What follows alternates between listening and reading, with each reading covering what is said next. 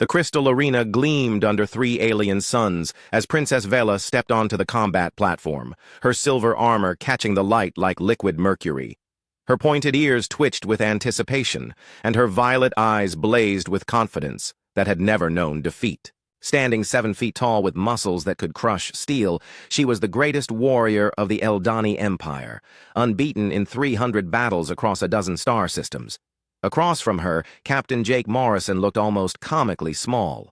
At 6 feet even, with brown hair and ordinary blue eyes, he appeared unremarkable by any galactic standard.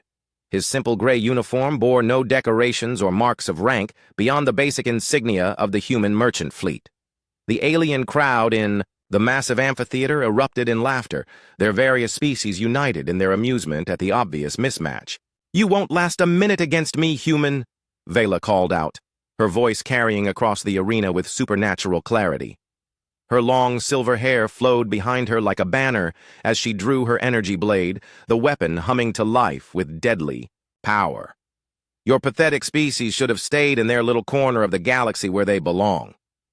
Jake said nothing, simply rolling his shoulders and cracking his neck with casual movements that seemed almost bored.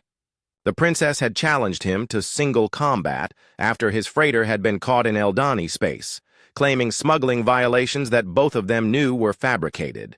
It was a common tactic among the Empire's nobility. Challenge lesser species to unfair duels, then claim their ships and cargo as prizes when they inevitably lost. The orbital judge, a massive creature with tentacles where arms should be, raised its staff. "Combat begins when the resonance bell chimes 3 times. Weapons are permitted. Death is not required, but surrender must be verbal and clear." The first chime echoed through the arena, deep and thrumming. Vela began to circle, her movements fluid and predatory. The second chime followed, and she raised her blade, energy crackling along its edge with lethal promise. The crowd grew silent, sensing the coming violence. The third chime rang out. Vela lunged forward with inhuman speed, her blade slicing through the air where Jake's head had been a split second before. She spun gracefully, following up with a series of strikes that should have ended the fight immediately. Each blow met empty air as the human seemed to simply step around them, his movements economical and precise. "Stand still and die with dignity," she snarled, frustration creeping into her voice as her blade continued to find nothing but space. Jake finally spoke, his voice calm and measured. "You're telegraphing every attack. Drop your shoulder before the thrust, lean left before the sweep. Basic mistakes."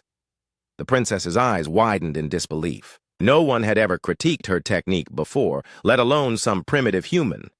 She pressed her attack harder, her blade work becoming more aggressive and desperate. Still, Jake moved around her strikes like he was dancing, never seeming rushed or concerned. After 2 full minutes of fruitless assault, Vela stumbled backward, breathing hard.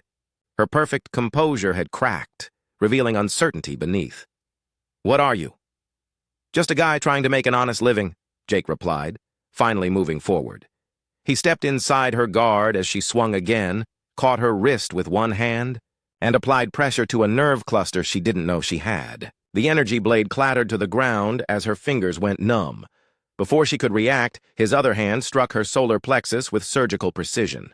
The blow wasn't hard enough to cause permanent damage, but it drove all the air from her lungs and sent her staggering backward. She tried to call upon her enhanced Eldani strength, the genetic gifts that made her species natural warriors, but found her body betraying her as muscles cramped and locked. "Impossible!" she gasped, falling to one knee. "You're just human. You should be weak, fragile, inferior." Jake picked up her fallen weapon and examined it with professional interest before tossing it aside. "Funny thing about humans. We didn't evolve on a nice, safe world like most species. Earth tried to kill us every single day for millions of years. Ice ages, supervolcanoes, asteroid impacts, predators with teeth like swords. The weak ones died out pretty quick." He helped her to her feet with gentle hands, showing no malice despite her earlier arrogance. "We learned to read body language, because a slight twitch might mean the difference between eating dinner and becoming dinner. We developed persistence hunting because we couldn't outrun our prey, so we just followed them until they collapsed from exhaustion. Every generation that survived got a little tougher, a little smarter, a little more determined. Princess Vela stared at him with newfound respect, her violet eyes wide. Around them, the alien crowd had fallen completely silent. Many species prided themselves on their physical superiority over humans, viewing them as a recent addition to galactic civilization that would never amount to much. "You could have killed me," she said quietly, rubbing her wrist where he had struck the nerve. "Cluster. Why didn't you?" "Because you're not really evil, just spoiled," Jake said with a slight smile.